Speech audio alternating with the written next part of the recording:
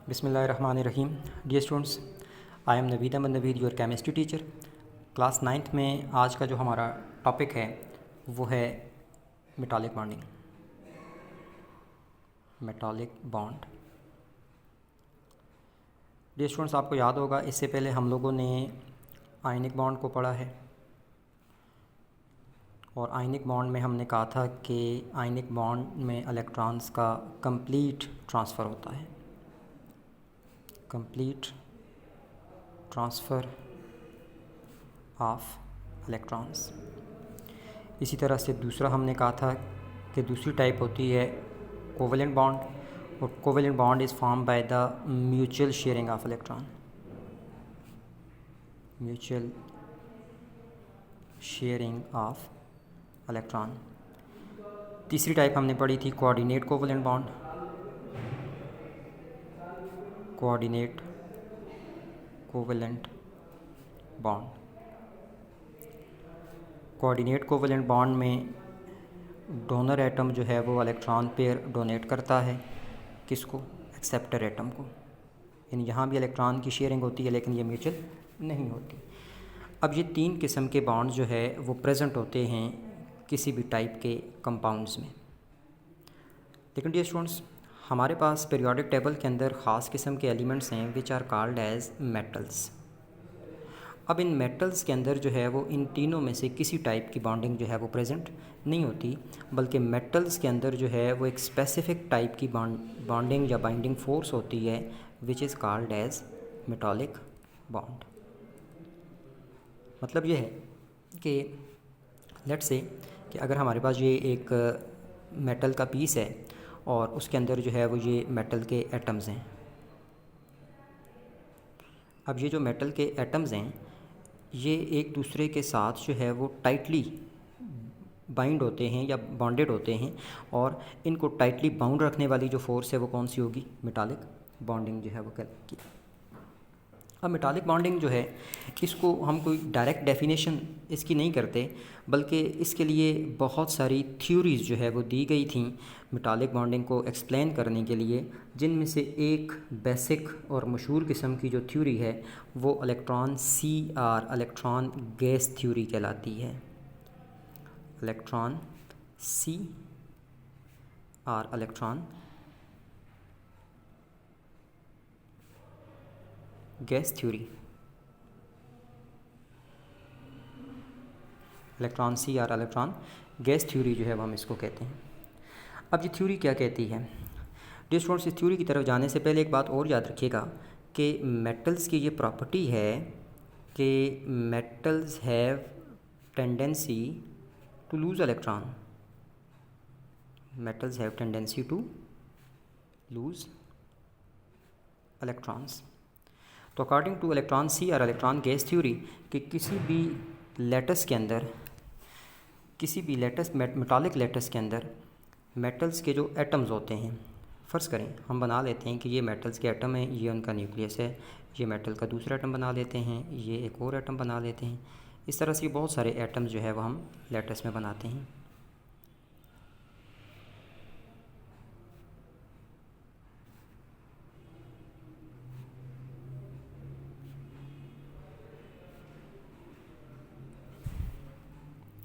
अब dear students, फ़र्ज़ करें इस मेटल के आउटर मोस्ट शेल में एक इलेक्ट्रॉन है। चूँकि मेटल में टेंडेंसी होती है कि वो इलेक्ट्रॉन को क्या करते हैं? लूज़ करते हैं। तो हम सपोज़ कर लेते हैं कि इस एटम ने अपना ये इलेक्ट्रॉन जो है वो लूज़ कर लिया। सिमिलरली ये हमारे पास दूसरा जो है वो एटम है, इसने भी अपना ये वाला इलेक्ट्रॉन लूज़ कर लिया, ये भी इसने लूज़ कर लिया, इसने एक और इलेक्ट्रॉन। तो मेटल के हर एटम ने अपना जो वैलेंस का इलेक्ट्रॉन है वो लूज़ कर दिया।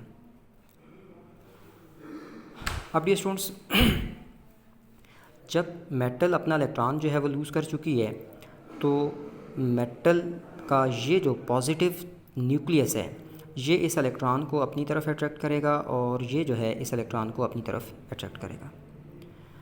अब चूँकि दोनों एटम सिमिलर हैं इसलिए ये इलेक्ट्रॉन किसी एक एटम के पास नहीं जाएगा बल्कि यहाँ दरमियान में ही रहेगा।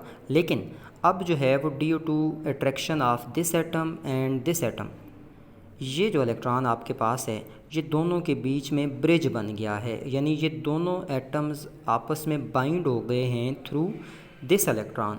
सिमिलरली ये वाला जो है इलेक्ट्रॉन, इसको ये वाला न्यूक्लियस अट्रैक्ट करेगा, इसी इलेक्ट्रॉन को ये भी अट्रैक्ट करेगा, तो ये दो एटम्स इस इलेक्ट्रॉन के थ्रू बाइंड हो गए हैं, ये दो एटम जो है वो इस इलेक्ट्रॉन के थ्रू बाइंड हो गए हैं। ठीक है, इसी तरह से जब हम यहाँ आएंगे तो इस इलेक्ट्रॉन को ये भी अट्रैक्ट करेगा, इसको जो है वो ये भी अट्रैक्ट करेगा, इसको ये भी अट्रैक्ट करेगा और इसको ये भी अट्रैक्ट करेगा। यानी ये वाला जो आपके पास इलेक्ट्रॉन है ये 1 2 3 4 एटलीस्ट 4 एटम्स के बीच में ब्रिज का काम कर गया है। तो डियर स्टूडेंट्स, ये जो बाइंडिंग फोर्स बनी है due to these free electrons, इस बाइंडिंग फोर्स को जो है, इस बाइंडिंग फोर्स को हम क्या नाम देंगे? मेटालिक बॉन्डिंग का नाम देंगे, या सिंपली मेटालिक बॉन्ड कहेंगे। और ये वाहिद फोर्स है मेटल्स के अंदर जो मेटल्स के एटम को आपस में बाइंड रखती है। तो अगर हम डिफ़ाइन करें तो आप देखें आपकी बुक में ये डेफिनेशन एक लिखी हुई है कि the chemical bonding that result from the attraction between metal positive ions and the surrounding sea of electrons. ये attraction between metal positive ion, ये जो आपके पास है ये मेटल पॉजिटिव आइन है जब इलेक्ट्रॉन लूज़ हो गया, और सराउंडिंग सी ऑफ इलेक्ट्रॉन, मतलब ये जितना जो है इर्द गिर्द है ये इलेक्ट्रॉन्स का एक सी है, इनकी वजह से जो फोर्स ऑफ अट्रैक्शन है वो क्या कहला रही है? मेटालिक बॉन्डिंग कहला रही है। डियर स्टूडेंट्स, इसके बाद हम लोग आते हैं जी शेप्स ऑफ मॉलिक्यूल्स की तरफ। छोटा सा टॉपिक है शेप्स ऑफ मॉलिक्यूल। ये तो आप जानते हैं बेटा कि जो मॉलिक्यूल्स होते हैं ये इनविजिबल होते हैं, ये हमें नेक्ड आई से नज़र नहीं आते, लेकिन मॉलिक्यूल्स की फ़िज़िकल और केमिकल प्रॉपर्टीज़ को जो है ना वो साइंटिस्ट ने स्टडी किया हुआ है, और बहुत सारे एक्सपेरिमेंटल मेथड्स ऐसे हैं, एक्सपेरिमेंटल मेथड्स हैं जिनसे मॉलिक्यूल की स्ट्रक्चर डिटरमिन की गई है, मॉलिक्यूल की शेप डिटरमिन की गई है। स्ट्रक्चर डिटर्मिनेशन के बहुत सारे मेथड्स हैं। स्ट्रक्चर डिटर्मिनेशन, तो मॉलिक्यूल की स्ट्रक्चर जो है वो डिटरमिन की जा सकती है।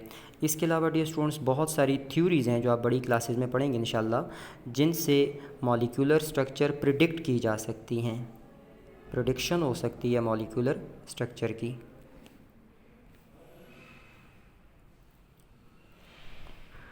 Prediction of molecular structure. अब डियर स्टूडेंट्स, ये जो एक्सपेरिमेंटल मेथड हैं या ये थ्योरीज़ हैं, इनके मुताबिक मॉलिक्यूल्स की जो स्ट्रक्चर्स हैं वो लीनियर हो सकती हैं। अब लीनियर स्ट्रक्चर का मतलब ये होता है कि ये कोई ऐसी स्ट्रक्चर होती है जिनमें दो बॉन्ड्स के बीच में जो एंगल होता है, जिसको बॉन्ड एंगल कहते हैं, दो बॉन्ड्स के बीच में जो एंगल है वो 180 डिग्री का होता है। इसकी कॉमन एग्जांपल हमारे पास है कार्बन डाइऑक्साइड। होता यूँ है कि ये कार्बन, इसके टोटल इसके बैलेंस में 4 इलेक्ट्रॉन्स हैं। अब एक ऑक्सीजन इधर से आता है, ये इसके साथ 2 इलेक्ट्रॉन शेयर करता है, दूसरा ऑक्सीजन इस तरफ से इसके साथ 2 इलेक्ट्रॉन शेयर करता है, ये उसकी लिवर स्ट्रक्चर है। अब यहाँ पर इधर भी डबल बॉन्ड है, इधर भी डबल बॉन्ड है, मतलब हम लोग इसको ऐसे लिख लेते हैं carbon double bond with oxygen, और इधर भी कार्बन का डबल बॉन्ड है विद ऑक्सीजन। अब डियर स्टूडेंट्स, कार्बन डाइऑक्साइड में ये और ये जो 2 बॉन्ड हैं इनके बीच में जो एंगल होता है वो कितना होता है? 180 डिग्री। और इस किस्म की जो स्ट्रक्चर होती है या ज्योमेट्री होती है जिसमें बॉन्ड एंगल 180 डिग्री का हो, उसको लीनियर शेप या लीनियर ज्योमेट्री कहते हैं, लीनियर ज्योमेट्री। इसी तरह डियर स्टूडेंट्स, कुछ हमारे पास मॉलिक्यूल्स ऐसे होते हैं जिनकी ज्योमेट्री जो है वो एंगुलर हो जाती है। एंगुलर का मतलब ये है कि उनका जो बॉन्ड एंगल है वो 180 के अलावा जो है वो कोई और हो जाता है। जैसे कि हमारे पास इसकी मोस्ट कॉमन एग्जांपल जो है वो है जी SO2 और H2O। ट्यूशन साहब आप देखें SO2 जो है सल्फ़र डाइऑक्साइड जो है, इसमें सल्फ़र अपने ये 2 इलेक्ट्रॉन शेयर करता है विद 2 ऑक्सीजन, ये वाले 2 इलेक्ट्रॉन शेयर करता है विद अनदर ऑक्सीजन, और इसके पास यहाँ पर ये लोन पेयर भी बच जाता है। अब ये स्टूडेंट्स होगा क्या कि sulphur double bond with oxygen और ये डबल बॉन्ड विद ऑक्सीजन और ये लोन पेयर है। अब ये स्टूडेंट ये लोन पेयर जो है वो इन इलेक्ट्रॉन्स के पेयर को रिपेल करेगा, जिसकी वजह से ये 180 पे नहीं रहेंगे बल्कि ये कुछ ऐसे हो जाएंगे। इधर जब रिपल्शन होगी तो ये इधर आ जाएंगे और ये इधर आ जाएंगे।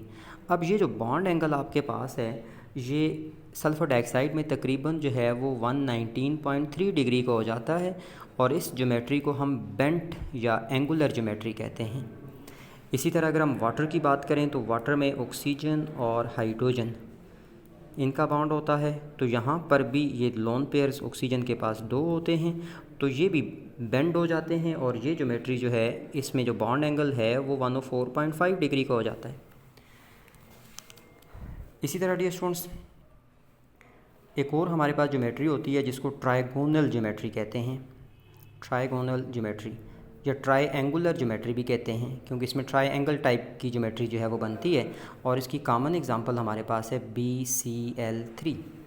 अब इसमें क्या है कि बोरान, ये इसकी लिवर स्ट्रक्चर अगर हम बनाएं तो बोरान ने एक इलेक्ट्रॉन शेयर किया हुआ है एक क्लोरीन के साथ, दूसरा इलेक्ट्रॉन शेयर किया हुआ है दूसरे क्लोरीन के साथ और तीसरा इलेक्ट्रॉन शेयर किया हुआ है तीसरे क्लोरीन के साथ। यानी इसकी लिवर स्ट्रक्चर जो है वो ये वाली बन रही है, ये इसकी लिवर स्ट्रक्चर है। लेकिन असल इसकी जो ज्योमेट्री क्या है कि ये तीनों जो आपके पास बॉन्ड्स हैं ये एक दूसरे के 120 के एंगल पे आते हैं। यानी बोरान एक बॉन्ड इसका यहाँ पे है, एक बॉन्ड इसका यहाँ पे है और एक बॉन्ड इसका यहाँ पे है, तो ये एंगल जो हैं ये कितने होते हैं 120 डिग्री के ये एंगल होते हैं। डियर स्टूडेंट्स चौथी जो मोस्ट इम्पॉर्टेंट ज्योमेट्री है उसको टेट्राहेड्रल ज्योमेट्री कहते हैं।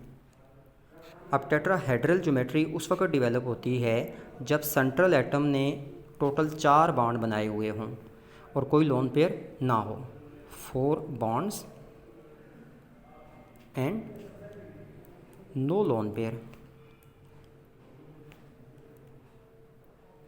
अब डियर स्टूडेंट्स इसकी मोस्ट कॉमन एग्जांपल जो है वो है CH4। तो CH4 में आप देखें कार्बन के वैलेंस में 4 इलेक्ट्रॉन्स होते हैं, ये अपने 4 इलेक्ट्रॉन 4 हाइड्रोजन के साथ शेयर करते हैं। मतलब कार्बन और हाइड्रोजन के कितने बॉन्ड बन गए 4 बॉन्ड बन गए। अब ये 4 बॉन्ड अपने आप को अरेंज करते हैं कुछ इस तरह से कि एक ये वाला है, एक ये वाला बॉन्ड है, एक ये वाला बॉन्ड है और ये वाला जो बॉन्ड है, ये वाला जो मैं डॉटेड बना रहा हूँ ये कार्बन के पीछे होगा। ठीक है, अब ये जो ज्योमेट्री है इसमें हर जो बॉन्ड एंगल है ये होता है 109.5 डिग्री का, ये भी कितना होता है 109.5 डिग्री का ये बॉन्ड, यानी और ये भी 109.5 डिग्री का। ये जो ज्योमेट्री है जिसमें बॉन्ड एंगल 109.5 डिग्री का होता है, इस ज्योमेट्री को हम क्या कहते हैं टेट्राहेड्रल ज्योमेट्री कहते हैं। तो डियर स्टूडेंट्स ये हमारे पास आज का टॉपिक था जिसमें हम लोगों ने डिफरेंट जो कंपाउंड्स हैं उनकी ज्योमेट्री और मेटालिक बॉन्डिंग के बारे में पढ़ा है। यही जो आज हमने पढ़ा है यही आप लोगों का होमवर्क है। Thank you so much. अल्लाह हाफिज़।